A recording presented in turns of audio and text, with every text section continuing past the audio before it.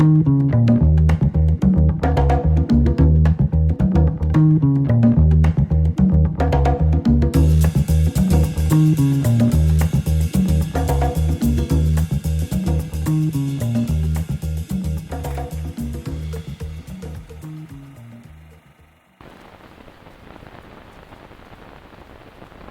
everyone, and a very pleasant good evening to you once again.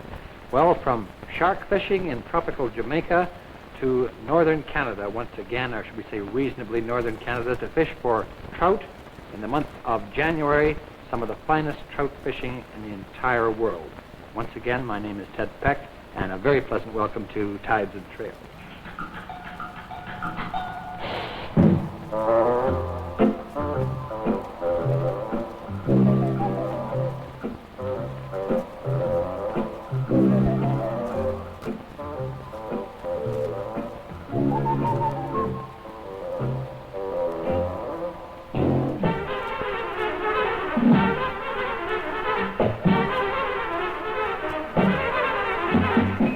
Tides and Trails is presented each week at this time by new Sportsman King Size Filter Cigarette.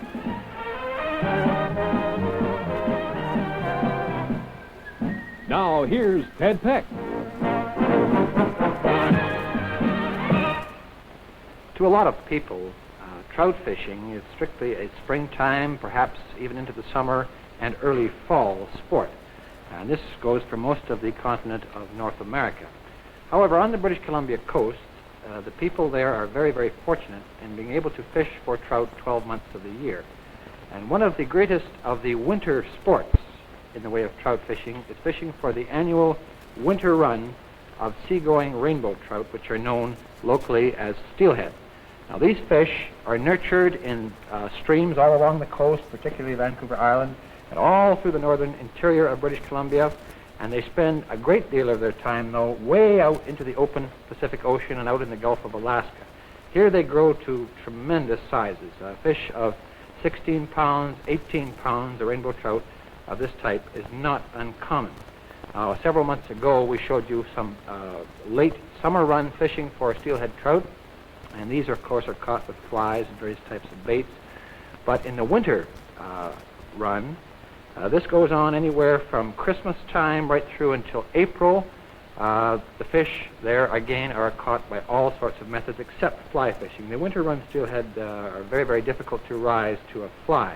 However, they're caught on artificial lures, very sporting type tackle, and the record fish go anywhere in the 20 to 35 pound class. The largest steelhead trout ever taken on the Pacific coast was taken by Mr. Giyuxw in the Quatse River in 1954, and this was way up in this district in here, and it was taken on an artificial lure, and it weighed 36 pounds. Now, where we're going to take you on this trip, and it's a wonderful fishing trip, is in the Port Hardy district of Vancouver Island, which is right about in here.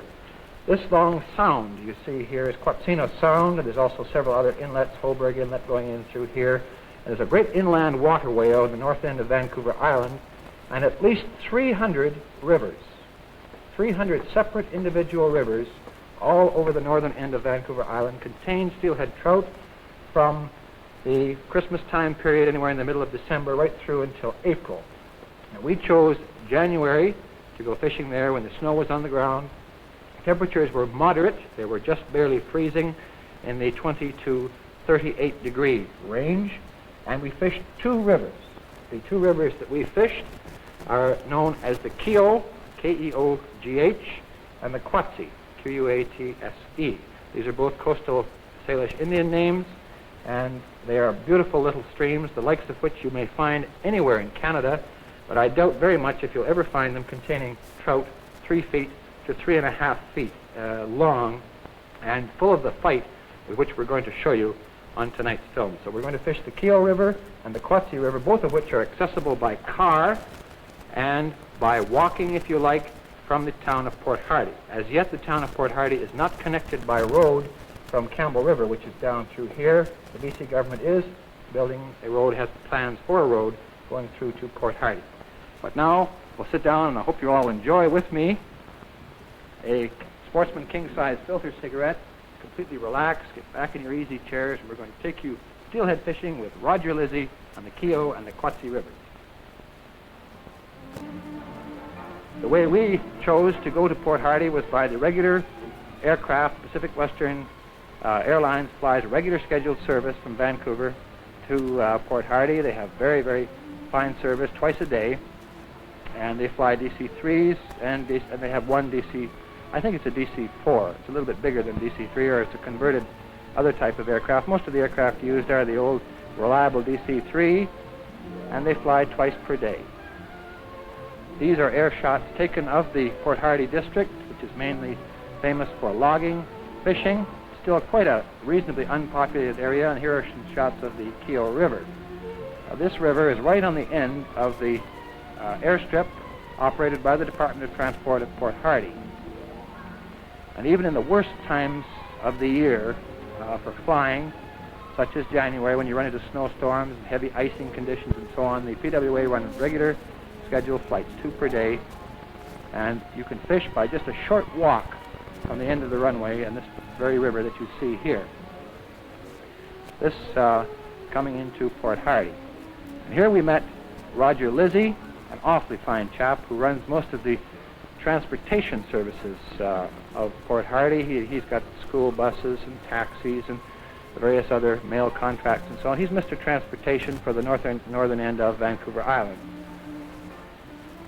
His firm is the Hole and Clark Transportation Company, which Roger took over several years ago. He's an ardent steelhead fisherman and would rather fish than eat. As you can see by the snow, there had been a recent fall of some 3 or 4 inches, but the temperature was not that cold. We set out early in the morning, very, very early as a matter of fact, too early for cameraman Bill to get any pictures. By the time we did get out, the weather had warmed up considerably, and we soon removed our jackets. The timber, beautiful timber along the Keogh River, is cedar, spruce, Douglas fir, and hemlock. And some of the trees are still uncut, the original timber along the banks of the river. We'd like to commend the logging companies in the area for this, too. They're, some of them 10 feet through at the butt. And beautiful to walk through. There are no natural cut trails along the river, but you will find the animal trails made by the deer and the bear and the mink and so on along the riverbank easier to go along. But steelhead fishing in the middle of winter is no sport for an armchair fisherman who's been used to spending most of his time in a boat, because you have to wade, very swift current and very cold and quite powerful. And the type of fishing involved is usually wading up to your knees in water. You have to cross over many logs, and the distances traveled in a day's fishing sometimes go up to 5, 6, or 8 miles. And over this type of walking, here's Roger balancing himself precariously on a slippery log where he took his first fish, a male steelhead, trout, or what we call a buck, or some of the British salmon fishermen, or perhaps the East Coast salmon fishermen might call them a cock. They're just like chickens, cocks and hens. They're males and females. We call them bucks and does, the same as deer. There's a male that's already in the spawning process, so he's released. That fish would go about 14.5 or 15 pounds and be well over 3 feet in length. The various types of baits and lures used are usually some form of imitation of roe, the eggs of the other steelhead in the area, or the salmon spawning previously in the river before the steelhead. Most of the salmon are all finished spawning by mid-December, and then the steelhead trout into the rivers. There's usually a few natural eggs of the salmon still left in the gravel that some of the steelhead eat. Most of the steelhead do not feed on entering fresh water. Other types of bait are worms or shrimps, and of course your artificial lures like your spoons, spinners, and so on. And you're wading in quite fast running water most of the time. I'd say a good 60% of the steelhead taken on Vancouver Island, they're taken by bait, and usually salmon roe. At one time it was illegal to fish with salmon roe, but the British Columbia Fish and Game Branch has rescinded this. It has kept it up in various other streams as a conservation measure, such as the Kispiox. But the BC Fish and Game people are very strict on the numbers of steelhead taken. Your limit is 2 per day in this area. Here's a beautiful one I'm catching here. running around 6 or 7 pounds, just fresh in from the ocean. And you must punch your steelhead punch card, which is supplied by the Fish and Game people, on your license. And at the end of the year, you turn in your license and state how many steelhead you've taken and from what rivers. In a river such as this one, there's never been a stock fish in it, of course. It's a wild stream, and these are definitely wild trout, and indigenous to the stream as well as to the Pacific Ocean. Now, this fish, by trout standards, of course, is huge if you were to catch it on a fly rod, but on steelhead tackle, this would be a smallish steelhead of about 6 pounds, 6 or 7 pounds. As the spawning season advances in steelhead, just as in salmon, they darken up in color, and from this beautiful silver and dark green that you see here, they will turn into a sort of a purplish band or red band down their sides, and they get a very rainbowish look. Because the steelhead and the rainbow and the Kamloops trout, after all, are all basically the same trout with just different environmental and hereditary conditions. Some of the coast steelhead remain in the rivers. Here we are having a sportsman after catching our first steelhead on the trip. A beautiful example and a fine time to add pleasure to your leisure and enjoy a Sportsman king-size filter. It's a lovely fish. The Keogh River is about 15 miles long and starts in a small lake, as do most of the Vancouver Island streams. And it's a brown stream, a cedar stream, quite dark in color, as opposed to a lot of them which are a greenish tinge to the river. But you can see by my clothing that it's warming up reasonably to above freezing. Roger's still fishing for his first fish, his first keeper. Here we catch a small cutthroat trout, which we're very unhappy to catch on such heavy tackle. Really, we're using 12-pound line and 8-pound leader, and we'd have much rather caught this fellow, about 1.5 pound fish, later on in the springtime on a fly. All of the coast and Vancouver Island streams have both cutthroat and the steelhead in them most months of the year. But your main run of winter steelhead is between Christmas and April, and your cutthroat, of course, are in and out of the estuaries of the stream all the time. There's the comparison with the cutthroat and the steelhead.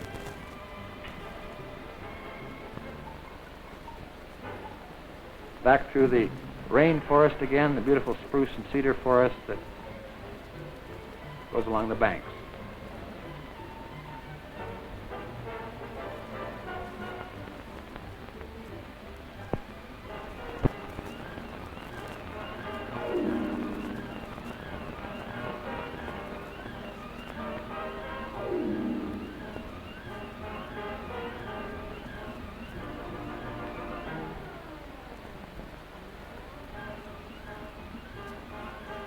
The next day, as you see here, ladies and gentlemen, dawned a little brighter and a little warmer, so we changed our clothing a little bit lighter, and we went over to the Quatse River, which is still roughly within the city limits of the town of Port Hardy.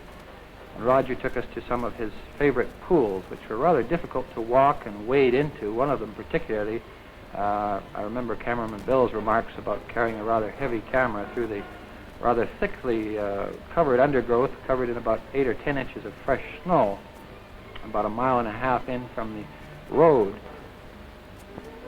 A little smaller stream than the Keogh. The Quatse has got just as large fish in it, though. Sometimes they get a real exceptionally large steelhead in the Quatse that will go 18 to 22 pounds.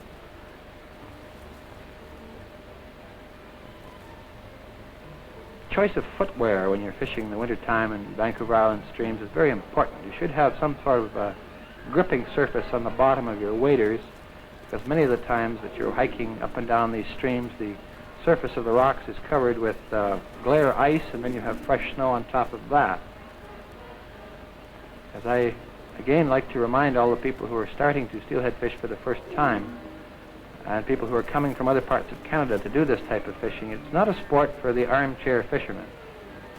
So when you finally get to the destination, this is the surefire pool that no one else knows about and so on. You usually find 5 or 6 other fishermen there ahead of you, and some of them wading, as you see Uncle Thumbly doing here, up to his hips in water, which is sometimes necessary to retrieve a lure which is hung up on the trees opposite to the other side of the bank. However, we did manage to play a fish in this pool, and I would also like to mention at this point that this was Cameraman Bill's fish that he hooked after a great deal of argument with our host, Roger Lizzie, about various things like, if you're so smart, you catch one. So Bill made one cast, and this is his fish. But he couldn't take pictures and catch fish, too, so he let me land it.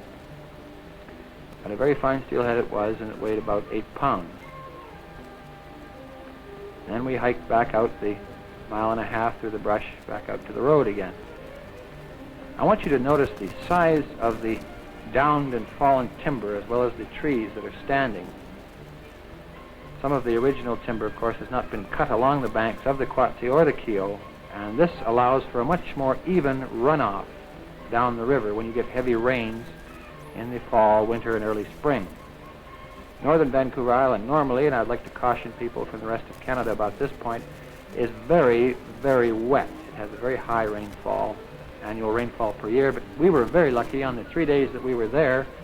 Not one drop of rain or snow fell on us. There's a little jack steelhead that Roger caught, a full-grown male of about 2 pounds, a beautiful little fish. And that is the type, had we not kept this one as a trout and is ready to eat, would have spawned and perhaps come back up again in 2 more years at this size. You see the size of the one Roger is catching now, which is a much larger steelhead, a male steelhead here again of about 15 pounds.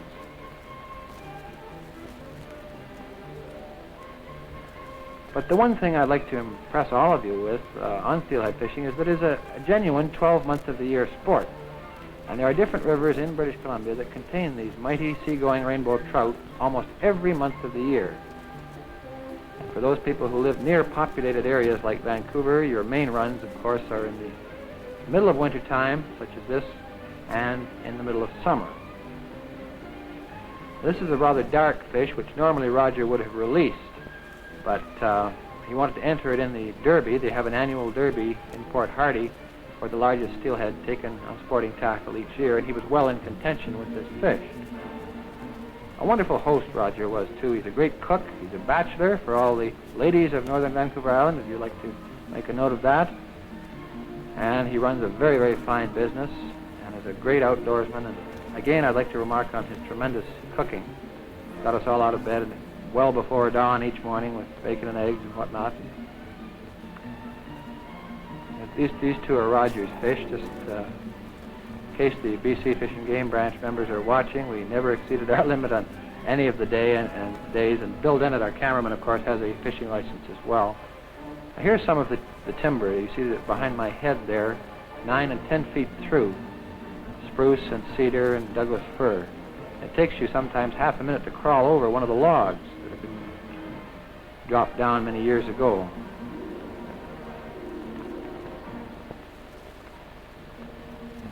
Beautiful country to walk through, but don't try to make too many miles per day. Show as big as all outdoors. There you see the hoarfrost on top of the down timber there. A beautiful shot by Bill. Next morning we went back to the Keogh again and waded up and down another section of the river.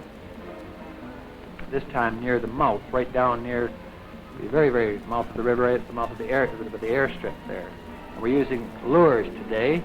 This particular little lure, a little red bobber type of thing with little rubber white fins on it, is a very popular lure among steelhead fishermen and accounts for many thousands of them every year. Now watch closely here and you'll see me strike one of the best steelhead we took on the trip. Following the float downstream with this lure underneath it, you figure the depth of each pool and use your float above it.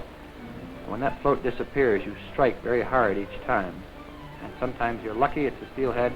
99% of the time it's bottom. Now there's a steelhead strike. We hooked him, and he jumped clear several times, and cameraman Bill got the camera onto him here, and you see 12 pounds of beautiful steelhead coming right clear of the water. Right there. And that's a thrill that words cannot describe, and even pictures can't tell the whole story. You have to be there. Some people spend half their lifetime fishing for just one of these fish.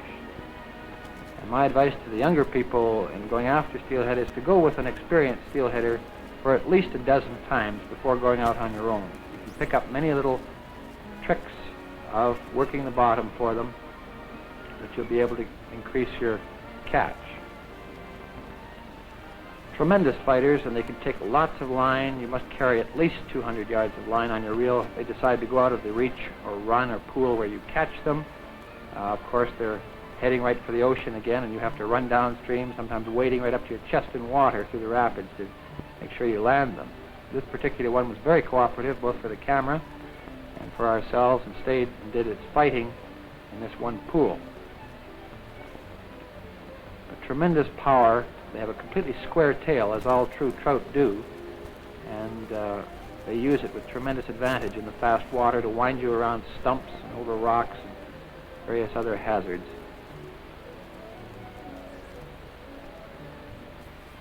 But remember, they're just a great big wild rainbow trout, one of the largest of its kind. The Kootenai Lake rainbow trout grow a little larger, some of them going up to 40 pounds, but the steelhead, the average one, is anywhere from 8 to 12 pounds. This one here going quite close to 12.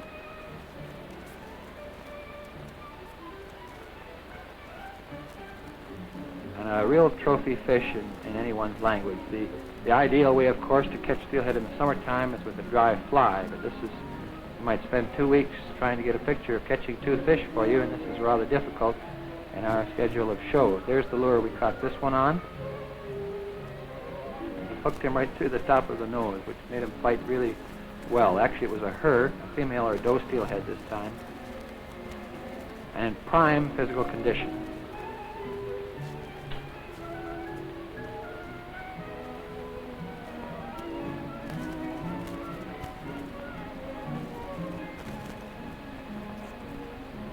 A beautiful fish.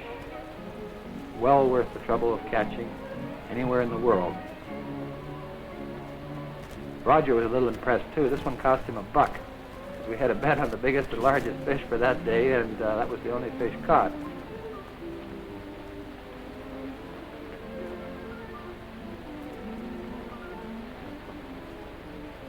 Sometimes you'll fish 3 or 4 days in a row, not even get a strike on a touch of one of these steelheads. And then the next day you'll go out and maybe a party of 3 of you will hook onto maybe 15 or 18 fish, and maybe you'll beach 6 or 7 of them. They're very spooky and very shy fish, and the slightest disturbance of the water usually puts them down for the day. However, cameraman Bill, when he caught his fish, caught it after I had trudged through the pool. We'd thrown rocks into it, thrown bark across it, and everything else trying to release one of my lures on the tree opposite. So that blew that theory into a cocked hat. But normally a steelhead is a very shy trout. And you have to approach them with great caution when the water is low and clear.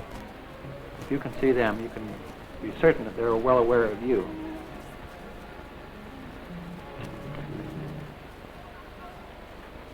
Again, impressing all of you that it's not a just walk out of your car and down to the stream type of fishing. You have to walk considerable distances and over the type of terrain that is a little less than ideal for a Sunday afternoon stroll.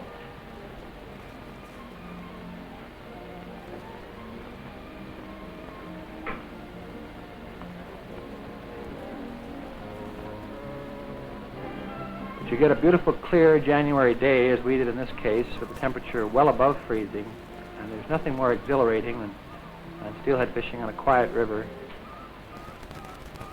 Very, very few other interruptions except the odd flight of ducks overhead, or perhaps the odd deer in the bush.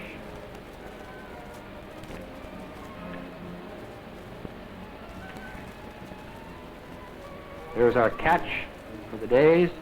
The 3 days fishing. Hardly what you'd call a lot of fish, but certainly enough to keep anyone happy and of sufficient size to make a very pleasant and very memorable trip.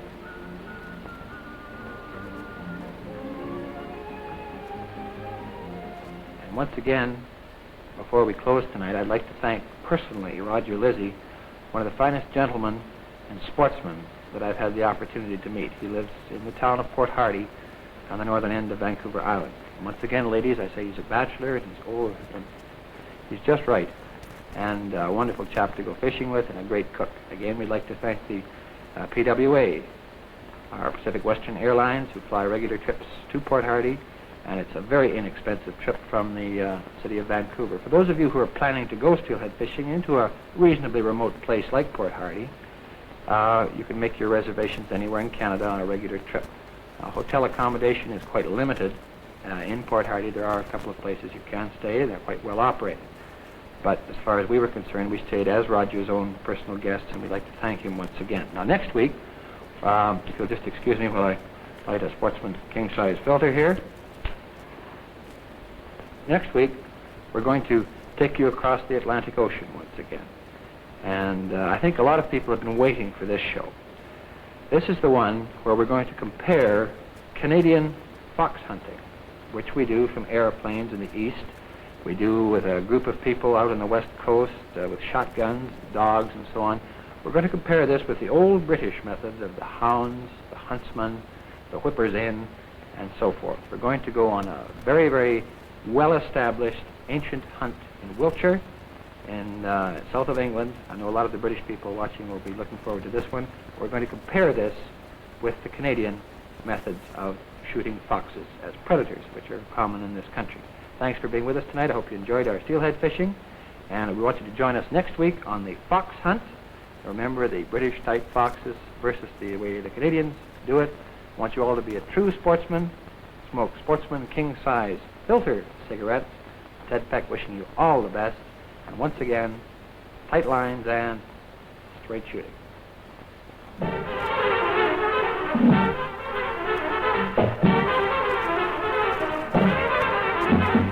Tides and Trails was brought to you by new Sportsman king-size filter cigarettes.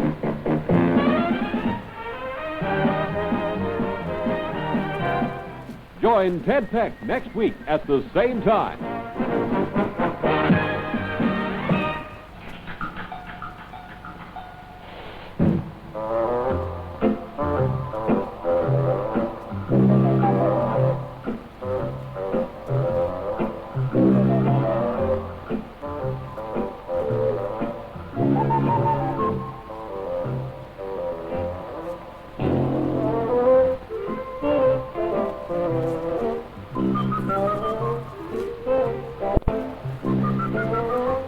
Tides and Trails was produced for Sportsman Cigarettes by CHAN-TV, Vancouver.